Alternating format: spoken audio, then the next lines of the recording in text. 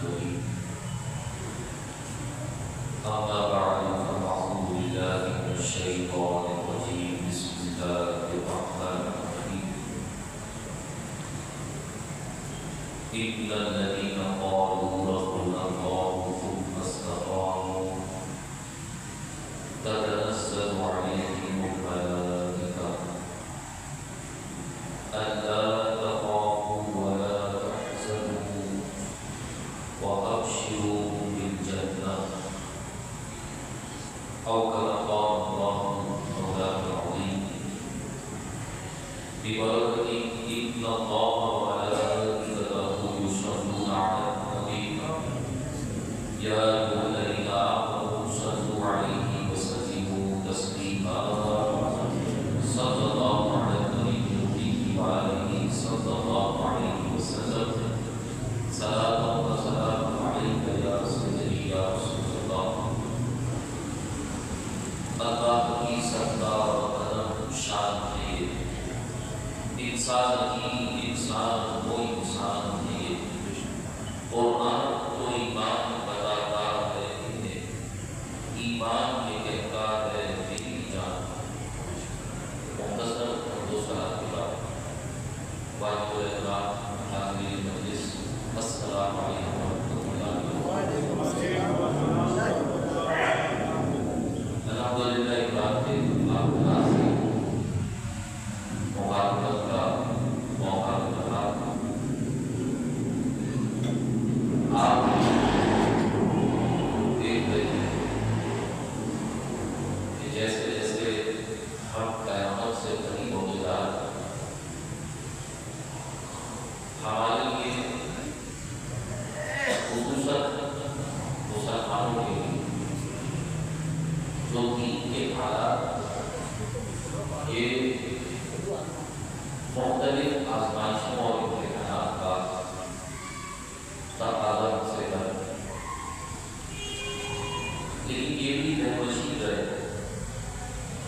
کہ کوئی بھی زمانہ ایسا نہیں گزرا کہ جب دین اور دیندار لوگوں پر مشکل وقت نہ آ جائے.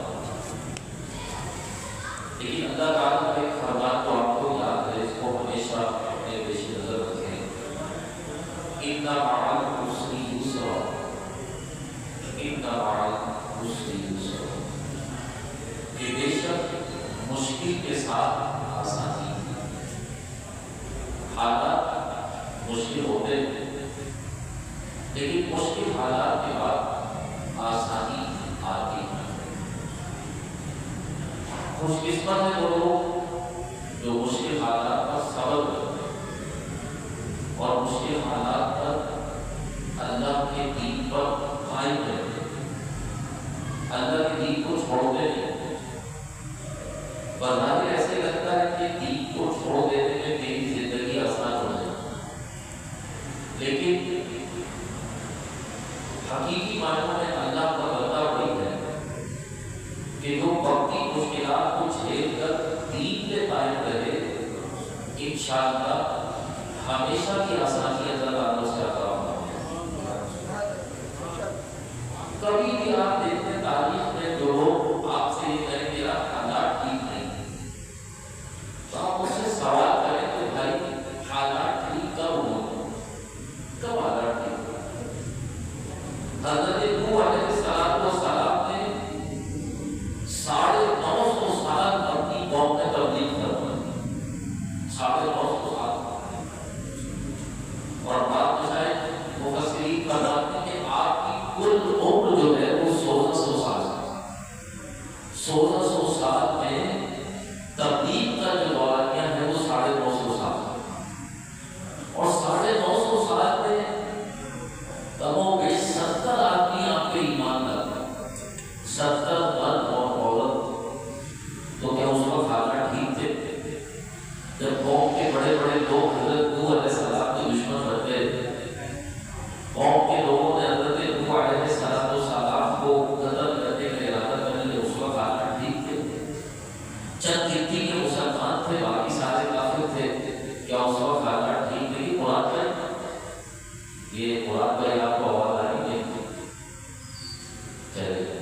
اس کا ایگو بات کر رہے ہیں، ایگو سے جو ہے آواز بالکل تبدیل والی آواز نہیں ہے۔ تو جس وقت حضرت نوح علیہ السلام نے پڑھا، ایک آپ اندازہ لگائیں کہ سوا آسمان پر اللہ دیکھتا ہے۔ کسی کو آپ سمجھاتے ہیں بھائی نماز پڑھ لو، بھائی اللہ کی طرف آ جاؤ، سود چھوڑ دو، نیک بن جاؤ، اور وہ بار بار کہنے کے لیے نہیں آتا۔ کتنا یہ آپ ایک دمے کے لیے سوچتے ہوتے کہ یار کبھی سے کہنا بند کر دو، کتنا ڈاؤٹ ہے، لیکن اللہ والوں کی شان دیکھتے کہ یہ اپنے مقصد سے ذرا سا بھی پیچھے نہیں ہٹتے۔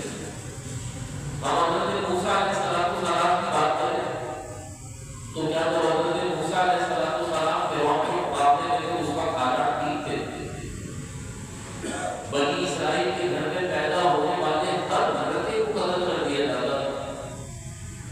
آپ تصور کر سکتے ہیں کیسے حالات رہے ہوتے؟ ایک ماں کتنے مراحل سے گزرتی ہے ایک بچے کو جنم دینے میں، اور جیسے اس نے آپ بچے کی ولادت ہوئی اور بیٹا جس کی طرح درد زیادہ دل کھینچتا، بیٹا جیسے پیدا ہو، نئے پیدا ہونے والے بیٹے کو قتل کر کے اس کی لاش ماں کے حوالے کر دی جائے، اس کے باپ کو دے دی جائے۔ حالات ٹھیک تھے؟ کتنا مشکل تھا اس وقت دین پر قائم رہنا۔ اور آپ دیکھیے کہ کس طرح اللہ تعالیٰ نے جس لڑکے کو فرعون قتل کرنا چاہتا تھا، اللہ نے اس لڑکے کو فرعون کے محل، فرعون کی گود میں ہی اس کی پرورش کروائی۔ فرعون کے گھر میں ہی اللہ تعالیٰ نے حضرت موسیٰ علیہ السلام کی پرورش کا بندوبست، اور کیسا بندوبست کیا کہ حضرت موسیٰ علیہ السلام کو دودھ بھی اللہ نے تھا فرعون کا محل، لیکن دودھ ان کی ماں کا ہی اللہ تعالیٰ نے عطا فرمایا۔ وہ لوگ بڑے سمجھنے کے کمزور اور دین کے بارے میں تو یہ کہنا کوئی حالات ٹھیک نہیں ہے، حالات کبھی بھی ٹھیک نہیں ہوئے۔ آپ آگے بڑھیں بلکہ تھوڑا سا پیچھے چلتے ہیں۔ حضرت ابراہیم علیہ السلام پوری قوم کے مقابلے میں ایک اکیلے حضرت ابراہیم علیہ السلام، اور ان کے ساتھ حضرت لوط علیہ السلام، ان کے ساتھ حضرت سارہ علیہ السلام، یہ چند بندے ایمان لاتے پوری قوم کے مقابلے میں، اور اکیلے حضرت ابراہیم علیہ السلام اس وقت کا پوری دنیا کا بادشاہ نمرود اس کے مقابلے میں اکیلے کھڑے ہوئے، اکیلے اس کے مقابلے میں آ گئے۔ آپ اللہ تعالیٰ سے شکایت نہیں کرتے کہ حالات ٹھیک نہیں، میں اکیلا کیسے اس شخص کا مقابلہ کروں گا، اتنا طاقتور بادشاہ، کتنی بڑی فوج ہے۔ اور پھر آپ رب کی شان دیکھیں، جس کو اپنی فوج پہ گھمنڈ تھا، جس کو اپنی بادشاہت کا غرور تھا، جس کے دربار کا ادب یہ تھا کہ جو آئے گا پہلے آ کر اس سے سجدہ کرے گا، پھر اپنی بات اس کے سامنے رکھے گا، اسے اپنا خدا مانے گا بعد اللہ تعالیٰ، پھر وہ جناب جب اللہ تعالیٰ کسی کے غرور کو خاک میں ملاتا تو پھر اللہ کی مدد دکھاتا کہ وہ ایک بہت بڑا لشکر تیار کر کے جب میدان میں آیا اور سمجھتا یہی تھا کہ میرے مقابلے میں انسانوں کی کوئی فوج آئے گی، اللہ تعالیٰ کے جو لشکر ہے وَلِلَّهِ جُنُودُ السَّمَاوَاتِ وَالْأَرْضِ، کہ زمین و آسمان کے جو لشکر ہیں سب اللہ کے ہیں۔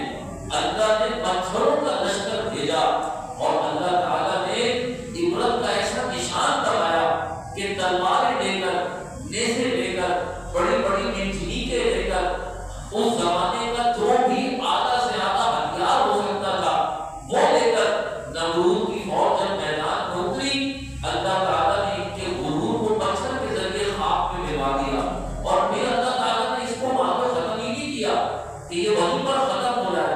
اللہ نے مزید اس کے لیے ذلت کا سامان یہ کیا کہ اس کے دماغ میں ایک پتھر داخل ہوا، اور پھر کیا لگا، جو اپنے آپ کو سجدہ بناتا تھا، اب جو اس کے دربار میں آتا تھا اسے کہا جاتا تھا پہلے سر پہ 2 جوتے مارو، پہلے بادشاہ کے سر پہ 2 جوتے مارو اور پھر بادشاہ سے بات کرو۔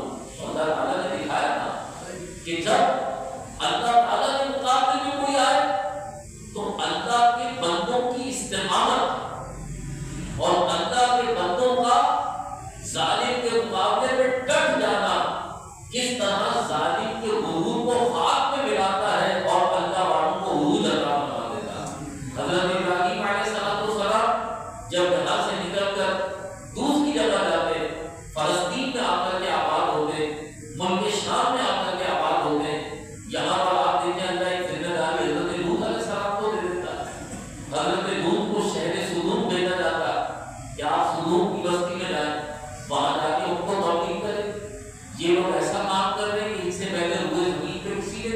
گا. یہ قوم لوط جو تھی آپ جانتے کس عمل میں مبتلا ہوئی. اب پوری قوم ایک عمل میں مبتلا ہو گئی اور حضرت لوط ان کو تبلیغ فرمائے.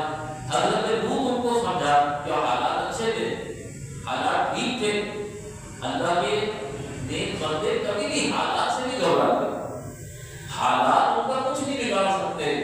وہ اللہ کے دین پر اور اللہ تعالیٰ کے احکامات پر ثابت قدم رہتے, وہ پیچھے نہیں ہٹتے. لیکن ہم آگے بڑھے تو اللہ ان پر وہ دور دیا کہ جب یہی بنی اسرائیل جنہیں اللہ تعالیٰ نے حضرت موسیٰ علیہ السلام کی برکت سے مصر سے نکالا, فرعون کے پورے نسل کو دریا گم کر دیا, یہی وہ بنی اسرائیل ہیں. معاذ اللہ ثم معاذ اللہ وقتلهم الانبیاء بغیر الحق, انہوں نے اپنے نبیوں کو ناحق قتل کیا. پھر وہ حالات بھی آئے. حضرت زکریا علیہ السلام کو قتل کیا گیا, آرے سے چیرا گیا. حضرت سیدنا یحییٰ علیہ السلام کو آرے سے چیرا گیا.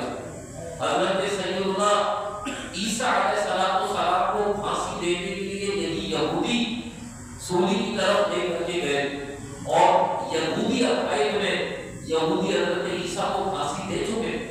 عیسائیوں کے عقائد میں بھی حضرت عیسیٰ علیہ السلام کو پھانسی ہو چکی ہے. یہ جبھی وہ اس کی علامت اپنے سینے پہ لگاتے ہیں. لیکن کیا اس وقت حالات اچھے تھے جب یہ سارے لوگ نبیوں کے دشمن ہو گئے اور انہوں نے اپنے ہی نبیوں کو قتل کیا. جن نبیوں کے ذریعے اللہ نے ان کو ہدایت بھیجی کہ ان نبیوں کے قاتل بن گئے. آپ اس سے اندازہ لگا سکتے ہیں جب نبیوں کے قاتل بن گئے تو نبیوں کے جو متبعین تھے, ان کے جو پیروی کرنے والے تھے, ان کے دوست رہے ہو, انہوں نے نبیوں کو اور نبیوں کے ساتھیوں کو چن چن کے قتل کیا. لیکن کیا نبیوں کا قتل کیا جانا, کیا کتابوں میں تبدیلی کرنا, کیا عبادت گاہوں کو مٹا دینا, کیا دینداروں کو مٹا دینا, آپ تاریخ دیکھ لیں کبھی کوئی لمحہ ایسا ہے جس میں دین مٹ گیا, دین ختم ہو گیا اور ہم کہیں گے کہ آج کہیں دین کا نام باقی نہیں. معاذ اللہ ثم معاذ اللہ. محرمات گرامی, یہ یاد رکھیے گا میرا رب اس دین کا خود ذمہ دار ہے. اس نے یہ وعدہ کر دیا ہے کہ یظہرہ علی الدین کلہ, یہ دین تمام ادیان پہ غالب آ کر رہے, یہ دین تمام ادیان پر اپنی حکومت کو قائم کرے گا. اللہ تبارک و تعالیٰ نے محبوب علیہ السلام دنیا میں آئے. جب حضور دنیا میں آئے, حضور کا تشریف لانا یہ دنیا کا وہ دور تھا کہ اس سے برا دور دنیا میں کوئی نہیں گزرا. اتنا سنگین دور کہ جس میں 600 سال ہو چکے تھے, کوئی نبی دنیا میں آئے نہیں. 600 سال عیسائیت شرک کا شکار, یہودیت شرک کا شکار.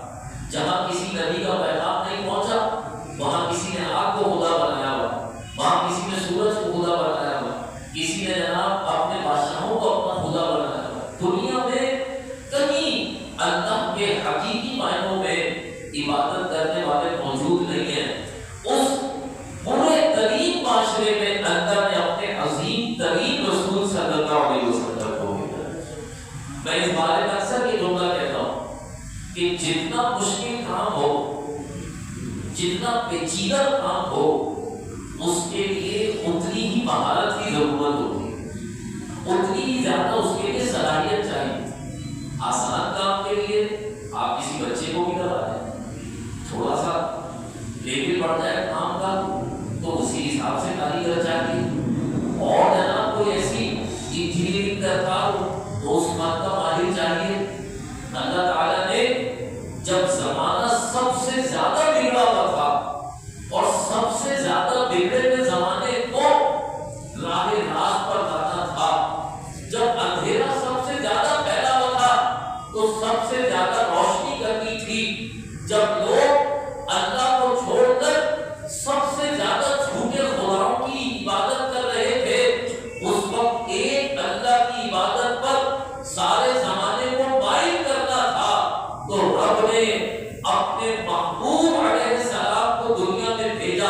کہ سب سے مشکل کام ہے، سب سے عظیم نبی جا کر کے اس کو سر انجام دیں گے، پھر حضور آئے، اللہ اکبر۔ تو آپ ماضی میں دیکھیں، کسی کا زمانہ تبلیغ سینکڑوں سال پر محیط ہے، کسی کا زمانہ تبلیغ مختلف ایام پر مشتمل ہے، اور میرے آقا علیہ السلام کا زمانہ تبلیغ یہ کل ملا کر 23 سال بنتا ہے۔ لیکن 23 سال کے عرصے میں اگر پوری دنیا پر نور بن کر کسی کا کلمہ جگمگا رہا ہے تو وہ محمد رسول اللہ صلی اللہ علیہ وسلم۔ مشکل ترین کام ہے، کسی کا ذہن بدلنا آسان ہے۔ حضرت مقداد رضی اللہ تعالیٰ عنہ کی خدمت میں نوجوان تابعین جو بعد میں آئے دنیا میں، جنہوں نے صحابہ کا زمانہ پایا، وہ جو لڑکے تھے جنہوں نے صحابہ کا زمانہ پایا نا، تو یہ صحابہ کو لے کے بیٹھ جاتے تھے۔ آج ہم اور آپ ہیں، وہ بڑے خوش نصیب تھے۔ دیکھیں نا، صحابہ سب سے زیادہ خوش نصیب ہیں کہ انہوں نے حضور کی صحبت پائی، اور اس کے بعد جو خوش نصیب ہیں وہ لوگ ہیں جنہوں نے صحابہ کی صحبت پائی۔ تو حضرت مقداد کی صحبت میں نوجوان آ کے کچھ بیٹھ گئے، اور وہ نوجوان حضرت مقداد سے کہے، حضور اگر ہم ہوتے حضور کے وقت میں، اگر ہمیں حضور کا زمانہ مل جاتا، ہم یوں کر دیتے، ہم یوں کر دیتے، اپنی مختلف محبتوں کا اظہار کرتے۔ اللہ اکبر۔ ان کا ایک جملہ پڑا جو حدیث میں آپ کی نصیحت ہے، آپ سے فرمایا تمہیں اللہ نے جہاں پیدا کیا ہے اس پہ اللہ کا شکر ادا کرو۔ اللہ بہتر جانتا ہے اللہ نے تمہیں کہاں پیدا کیا، کیونکہ کوئی بھی آدمی اپنے اختیار سے تو پیدا نہیں ہوا نا، تو آپ مان لیں تم اللہ کا شکر ادا کرو جہاں اللہ نے تمہیں پیدا کیا، کیونکہ جس وقت اللہ کے محبوب علیہ السلام تشریف لائے، لوگ صدیوں سے شرک کی گندگی میں مبتلا تھے، صدیوں سے، اور کسی کے لیے بھی آسان نہیں تھا کہ وہ اپنے باپ دادا کے دین کو چھوڑ دے، کسی کے لیے بھی آسان نہیں تھا کہ وہ اپنے باپ دادا کے دین کو چھوڑ کر ایک نیا دین قبول کرے۔ تو یہ تو تم اللہ کا شکر ادا کرو، اللہ نے تمہیں پیدا ایسے وقت میں کیا کہ تم اسلام دیکھ رہے ہو۔ ہم نے وہ وقت بھی دیکھا کہ لوگ اپنے باپ دادا کا دین چھوڑنے کے لیے تیار نہیں تھے، لوگ حضور کی جان کے دشمن بن گئے، اللہ کے محبوب علیہ السلام کے قتل کا ارادہ کر لیا انہوں نے۔ تو آپ اندازہ لگائیں کہ جب اللہ کے محبوب علیہ السلام دنیا میں تشریف لائے، تاریخ گواہ ہے کہ اس سے زیادہ خراب حالات تو کبھی بھی نہیں تھے، اتنے خراب حالات کسی بھی زمانے میں نہیں ہوئے۔ لیکن قربان جائیں میرے آقا علیہ السلام، حضور کو اللہ نے مشکل ترین وقت میں اہم ترین مشن دے کر کے بھیجا، اور یہ بھی اللہ تعالیٰ خود گواہ ہے۔ اور میرے آقا نے خطبہ حجۃ الوداع میں اللہ کو گواہ بھی بنایا۔ تمام صحابہ جو موجود ہیں سب سے پوچھا، اے لوگوں میں نے تم تک اللہ کا پیغام پہنچا دیا، اے لوگوں میں نے تمہیں توحید و رسالت کے احکامات بتا دیے؟ سب نے ایک زبان ہو کے کہا جی یا رسول اللہ۔ تو میرے آقا نے فرمایا تھا یا اللہ تو بھی گواہ ہوگا، تو بھی گواہ ہوگا۔ تو حضور نے بھی بتایا کہ مشکل ترین وقت میں بھی میرے آقا کیا فرما رہے، یہ میرے ایک ہاتھ میں سورج لا کے رکھ دے، دوسرے ہاتھ میں چاند لا کر کے رکھ دے، یعنی اگر ان کی ٹیکنالوجی اتنی بھی اوپر جا سکتی ہے۔ آج ہم مسلمان، یہ حدیث آپ نے کئی دفعہ سنی ہو، بچپن میں بچوں کو پڑھائی جاتی ہے، لیکن یہ اشارہ کس طرف تھا؟ ایک زمانہ ایسا آئے گا کہ جب تم لوگوں کے سامنے جو کافروں کی ترقی ہوگی، اس ترقی اور اس عروج کو دیکھ کر لوگ ان کی طرف مائل ہو رہے، لوگ ان سے متاثر ہو رہے، اور ہمارے آپ کے بارے میں کہا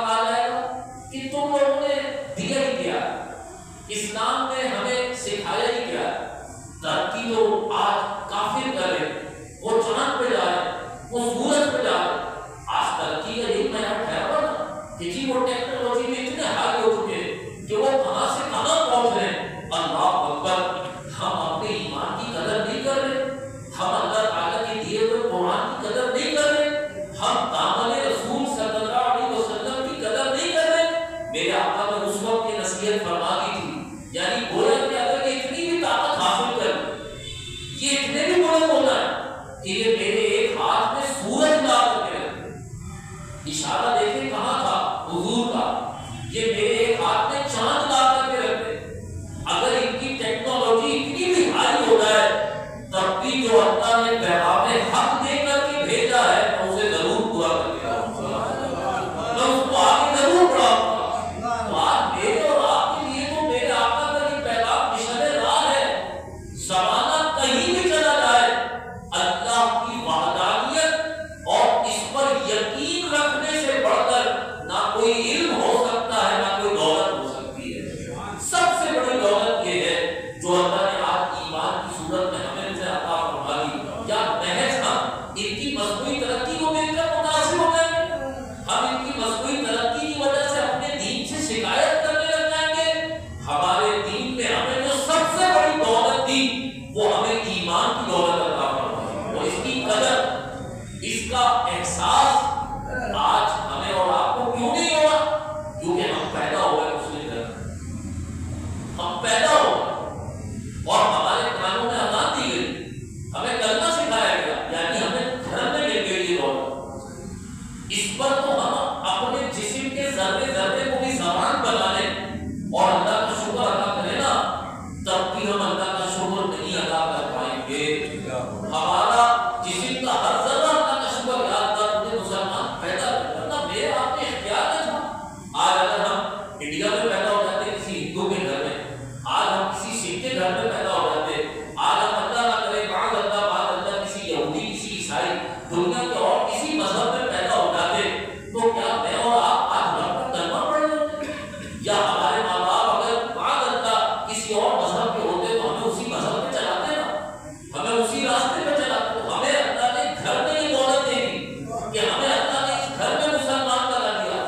اب آج ہم اگر فخر کریں تو اپنے اسلام پہ کریں, لیکن میرے عزیز دوستو دیکھیں زمانے کو کیسی کروٹ پہ لے جایا جا رہا ہے, اور سازشی عناصر کس طرح اسلام کے خلاف سازش کر رہے کہ آدمی یہ سوچنے لگے کہ یار اسلام پہ چلنا بڑا مشکل ہو گیا, اسلام پہ عمل کرنا آج جو ہے وہ ناممکن ہو گیا. میرے آقا نے اپنی حدیث پاک میں اس طرح اشارہ فرمایا تھا کہ ایک ایسا دور بھی آئے گا کہ جب دین پر چلنا اس طرح مشکل ہو جائے گا جیسے ہاتھ میں انگارہ لینا ہو, جیسے ہاتھ میں کسی نے انگارہ لیا ہو. اب سوال یہ پیدا ہوتا ہے کہ اگر ہاتھ میں انگارہ لینے کی طرح بھی دین ہو جائے تو کیا ہم دین کو چھوڑ دیں گے؟ کیا ہم دین سے روگردانی کر دیں گے؟ معاذ اللہ ہم اپنے لیے کسی اور راستے کو اختیار کر لیں گے. میرے عزیز دوستوں حالات رفتہ رفتہ قیامت چونکہ قریب آتی جا رہی ہے تو حالات اسی طرح بڑھتے جا رہے ہیں, اور آج جس قدر اپنے اس دین کی نعمت اور اس کی قدر کرنے کی ضرورت ہے ماضی میں بھی تھی, لیکن ہم آج اگر غور کریں تو مسلمانوں نے دین کو ایک فارمیلٹی بنایا, ایک فارمیلٹی جو پوری کرتی, اور وہ پوری ہو گئی فارمیلٹی. مثلاً شادی ہو, گھر میں آئے تو شادی آنے سے پہلے محفل میلاد کر لو, یہ ہے فارمیلٹی. اور جس دن شادی ہو اس دن خوب ناچو گاؤ, اس دن خوب اللہ کی حضور کو پامال کرو, اس کو بعد اللہ نام دے دیا جاتا خوشی کا. اگر ہم اپنا پیسہ بینک سے نکلوا دیں تو ہمارا گزارا کیسے ہوگا بھائی؟ وہاں سے 15-20 ہزار آ جاتے ہیں, اس سے ہم بڑے میاں بڑی کا گزارا ہو جاتا ہے. تو جہاں پہ آزمائش کس چیز کا نام, یہ آپ کس کو کہیں گے کہ دین کی پر عمل کرنے میں آپ کو کچھ امتحانات سے گزرنا ہے, اور پھر ہم تقاضا کس کا کرتے ہیں؟ ہمارا جناب جو ہے وہ ہماری زبان کیا نکال, حالات بہت خراب, حالات بڑے مشکل ہے. دین پر چلنا آسان نہیں, یا دین پر چلنا تو اللہ کی نبیوں کا کام. بھائی اللہ تعالیٰ نے دین نبیوں کے ذریعے تو آپ کو دیا, اس میں کون چلے گا؟ ہم لوگوں نے ہر لحاظ سے, یعنی آج آپ عملاً بات کریں, ریلیشن شپ پہ بات کریں, آپس میں گھر کے اندر شرعی حدود پر بات کریں, اور اگر اور بڑھ جائے بات اور آپ اپنے ملک میں نظام مصطفیٰ کی بات کریں تو پھر اس کی آخری قیمت یہ ہوتی ہے کہ آپ کو گولی مارنی ہے اور آپ کو جیل میں ڈال دیا جاتا ہے. آپ جو ہے وہ اپنی زندگی سے ہاتھ دھو بیٹھتے ہیں, لیکن کیا ساری باتوں پر ہم یہ کہیں گے کہ ہمیں باطل سے کمپرومائز کر لینا چاہیے اور راہ حق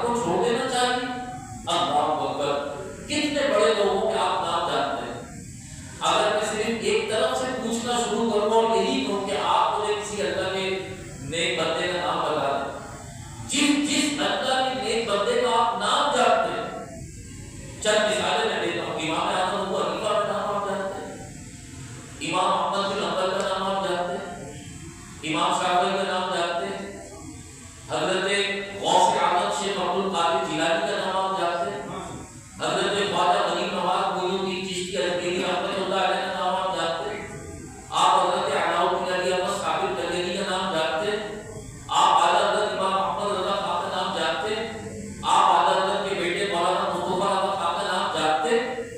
آپ جتنے بڑوں کے نام جانتے ہیں, آپ ان بڑوں میں سے جس کو بھی دیکھ لیں, یہ سارے صرف بڑے نہیں ہیں, انہوں نے اپنے وقت کے بڑے بڑے کافروں کا مقابلہ کیا, اپنے وقت کے بڑے بڑے ظالموں کا مقابلہ کیا, اپنے وقت کے بڑے بڑے جابروں کا مقابلہ کیا.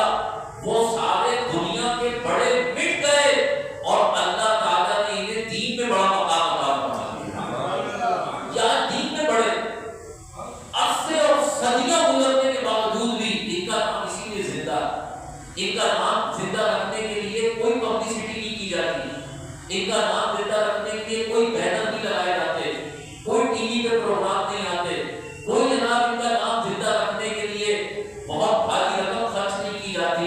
کیا وجہ کہ ان کا نام آج بھی زندہ, اس کے پیچھے صرف ایک راز نظر آتا ہے, انہوں نے اپنے آپ کو اللہ کے دین پر مٹا دیا. جب یہ دین پر مٹ گئے, دین نے نہیں مٹنا, دین باقی ہے, دین نے ان کے نام کو بھی باقی رکھا. اس دین میں امام اعظم ابو حنیفہ کیسے موت ہوئی؟ امام اعظم ابو حنیفہ کسی بات کے میں دولت مند آدمی تھے امام اعظم ابو حنیفہ, ان کی تجارت 6 ملکوں میں پھیلی ہوئی تھی, کپڑے کے بہترین تاجر. اور امام اعظم ابو حنیفہ رحمۃ اللہ علیہ وہ عظیم ہستی ہیں, اللہ اکبر. انہیں ابو حنیفہ جو کہا جاتا ہے, کسی بھائی کے میں کیوں کہا جاتا ہے؟ کسی کو وہاں کیوں چلے, اور کسی کو پتا؟ اچھا, اور کوئی بات؟ یہ زیادہ مشہور ہے بات, اور یہ ایسی بات مشہور ہے آپ اندازہ لگائیں کہ اس جواب پر سب سے, کیونکہ امام اعظم ابو حنیفہ کی کوئی بیٹی تھی نہیں, امام اعظم ابو حنیفہ کی کوئی بیٹی تھی نہیں, اور ہم لوگوں میں مشہور ہو گیا کہ امام ابو حنیفہ کی ایک بیٹی تھی جن کا نام حنیفہ تھا, تو اس لیے ان کو بولتے ہیں ابو حنیفہ. اور امام ابو حنیفہ کا نام بھی ہم کو یاد نہیں ہے.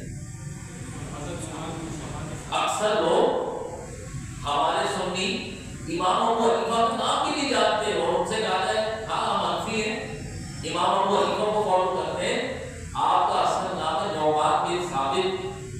اور حنیفہ کہلانے کی یہ وجہ نہیں ہے کہ امام ابو حنیفہ کی کوئی بیٹی تھی, حنیف بولتے سیاہی کو, امپورٹ دماغ سیاہی. آپ اندازہ لگائیں امام ابو حنیفہ کی مجلس کا عالم یہ تھا کہ امام ابو حنیفہ کی مجلس میں 10,000 کے قریب امپورٹ رکھے جاتے تھے, یعنی 10,000 بندے تو لکھنے والے ہوتے تھے, لکھنے والے. اور اس مائک کے بغیر یہ سب کچھ کیسے ممکن ہوتا تھا؟ تو اس کا بھی میں آپ کو جواب ہو سکتا ہے کوئی بھائی یہ سوچے کہ اس مائک کے بغیر اتنی بڑی مجلسیں کیسے ہوتی تھی.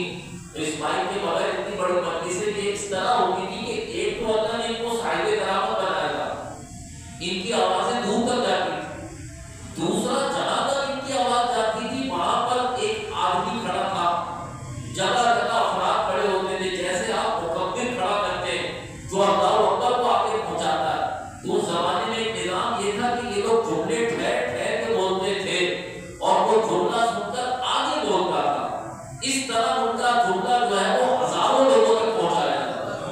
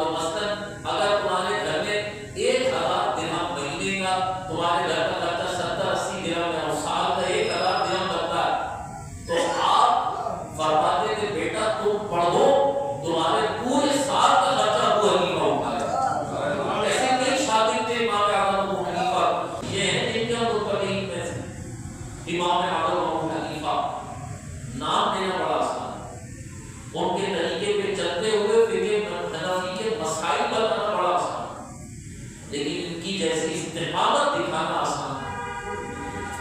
میں نے جو آیت پڑھی خطبے میں، ان الذین قالوا ربنا اللہ ثم استقاموا، بے شک جن لوگوں نے کہا اللہ ہمارا رب ہے، ثم استقاموا، پھر اس پر ڈٹ گئے، تتنزل علیہم الملائکہ، اللہ فرماتا ہے ان پہ فرشتے نازل ہوتے ہیں۔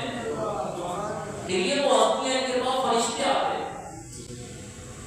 آپ کے اسی دور حاضر کی زندہ مثال ہے غازی ملت غازی ملک مختار حسین قادری شہید رحمۃ اللہ تعالیٰ، ان کا اس اسی مہینے میں منایا جاتا ہے۔ غازی صاحب کتنی پیاری بات فرماتے تھے، فرماتے تھے میں بہت غریب گھرانے سے تعلق رکھتا ہوں، جب تک میں باہر رہا اس ملوک سلمان داشتی کو ماننے سے پہلے، تو میری جیب میں اتنے بھی پیسے نہیں ہوتے تھے کہ میں ان پیسوں سے کراچی ہی آ جاؤں اپنے پیر صاحب کے پاس، کراچی ہی آ جاؤں، میرے پاس اتنے بھی پیسے نہیں ہوتے۔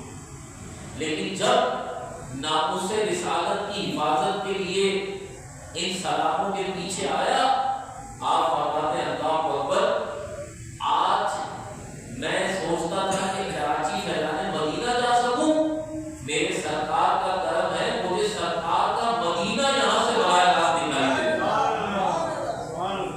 آپ فرماتے ہیں مجھے چاروں خلفائے راشدین کی زیارت جیل کی کوٹری ہو چکی ہے۔ غوث اعظم، داتا علی اجمیری، خواجہ غریب نواز، اولیاء کاملین کی زیارت اللہ نے مجھے عطا فرمائی۔ تتنزل علیہم الملائکہ، جب وہ ڈر جاتے نا تو پھر اللہ تعالیٰ ان کے اوپر اپنے فرشتے نازل کرتا ہے۔ فرشتے آ کر انہیں کہتے ہیں اللہ تخافوا ولا تحزنوا، ڈرو مت اور غم بھی مت کرو، وابشروا بالجنہ، فرشتے آ کر انہیں کہتے ہیں تمہارے رب نے تمہارے لیے جنت تیار کر رکھی ہے۔ امام اعظم ابو حنیفہ کو اگر تو کوڑے لگا رہا تھا اور امام اعظم ابو حنیفہ کوڑے کھا رہے تھے تو اس کو کیا پتا کہ امام اعظم ابو حنیفہ کو اللہ تعالیٰ کن کی انعامات سے نواز رہا تھا۔ ابو حنیفہ رحمۃ اللہ، کیا حالات ٹھیک تھے جب امام اعظم ابو حنیفہ جیسی ہستیوں کو شہید کیا گیا؟ لیکن آپ دیکھیے دین کے راستے میں آنے والی کوئی بھی مشکل انہیں دین سے ہٹا نہیں سکتی، یہ دین پر قائم رہے۔ آپ آگے بڑھے اور اس زمانے کو دیکھیں جب حضرت شیخ عبد القادر جیلانی رحمۃ اللہ تعالیٰ نے دنیا میں آئے، جو نام میں نے چند اولیاء کے نام لیا، صحابہ کی تو پوری زندگی عبادت ہے، سب استقامت سے، عزیمت سے۔ حضرت سید اللہ غوث اعظم شیخ عبد القادر جیلانی، آپ ان کی ہستی کو دیکھیں، بغداد گئے، بغداد کو اپنا جو ہے وہ مسکن بنایا، بغداد میں رہ کر کے دین کی تبلیغ کا کام کیا، لیکن بغداد کا انتخاب کس لیے کیا کہ وہ پوری اسلامی دنیا کا مرکز تھا اور خلیفہ وقت وہاں بیٹھا کرتا تھا، تو یہ غوث اعظم تھے۔ اللہ اکبر، آپ بغداد میں اپنے منبر سے فرماتے تھے اے خلیفہ تو نے یہ ٹیکس لگا دیا قوم پر، اے خلیفہ تو نے یہ حکم جاری کر دیا، اے خلیفہ تو نے یہ آرڈر نکالا۔ اللہ اکبر، آپ فرمایا کرتے تھے عبد القادر تجھے حکم دیتا ہے اپنا یہ آرڈر واپس لے۔ عبد القادر تجھے حکم دیتا ہے کہ لوگوں پہ ظلم کرنا بند کر دے، تو کیا سمجھتا ہے؟ اللہ اکبر، اور ان کی اس استقامت کا نتیجہ کیا ہوتا تھا؟ آپ اندازہ لگائیں کہ اس وقت کے قومین یہ بات لکھنے میں مجبور ہو گئے کہ شیخ عبد القادر جیلانی رحمۃ اللہ علیہ کی صرف کرامتیں، صرف مفتی جناب جو ہے وہ مجلس میں سے اٹھنے والے جنازے ہی نہیں قابل رشک ہیں، بلکہ اس زمانے کے یہ امراء جب ان تک پیغام پہنچتا تھا نا کہ آج عبد القادر جیلانی رحمۃ اللہ علیہ نے جمعے میں آپ کے لیے یہ کہا ہے تو خلیفہ اور اپنا حکم واپس لے لیا کرتا تھا، ورنہ یہ کس کی بات ہے؟ اس قدر اللہ اکبر ان اللہ والوں نے ہر زمانے میں ظالم کے سامنے جو ہے وہ ڈٹ کر اسلام کے پرچم کو بلند کیا۔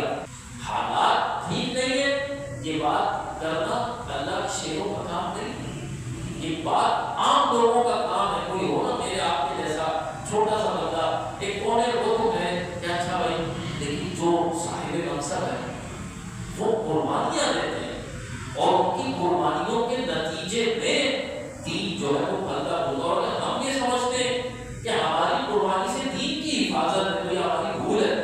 یہ اللہ کی کرم نوازی ہے کہ ہماری قربانی دین کے لیے استعمال ہو جائے، ورنہ ہم نہیں بھی دے سکے تو اللہ قربانی دینے والے اپنے دوسرے بندے دے کر کے آئے، ان سے یہ دین غالب آئے گا، ان سے یہ دین اوپر جائے گا. آپ سیدی اعلیٰ حضرت امام محمد رضا رحمۃ اللہ تعالی علیہ کی بات کریں. اعلیٰ حضرت جب پیدا ہوئے انگریز کی حکومت مضبوط ہو چکی. اعلیٰ حضرت جب دنیا سے گئے تو انگریز یہاں موجود تھا. یہ تو پورا اعلیٰ حضرت کا تو جو ٹینیور ہے آپ کی زندگی کا، یہ تو سارا کا سارا آپ کی پوری لائف انگریز کی حکومت میں گزری. تو کیا تھا؟ کیا یہ معاذ اللہ جس طرح دیگر فرقوں کے لوگ انگریز کے جو ہے وہ تلوے چاٹ رہے تھے، کیا امام محمد رضا خان بھی یہی کرتے؟ نہیں. امام محمد رضا خان نے اپنے قلم کو اپنی تلوار بنا اور اپنے قلم سے وہ جہاد کیا. اپنے ایک شعر میں خود کہتے ہیں کل کے رضا ہے خنجر خوخار برقبار. یہ جو میرا علم ہے، میرا قلم، میری سیاہی، یہ خنجر خوخار برقبار ہے. آدھا سے کہے وہ خیر منائے نہ شر کرے. تو یہ واقعی امام محمد رضا کے قلم سے اللہ تعالیٰ نے وہ کام لیا کہ آج کروڑوں لوگوں کا عقیدہ اعلیٰ حضرت کی برکت سے اللہ تعالیٰ نے محفوظ کیا.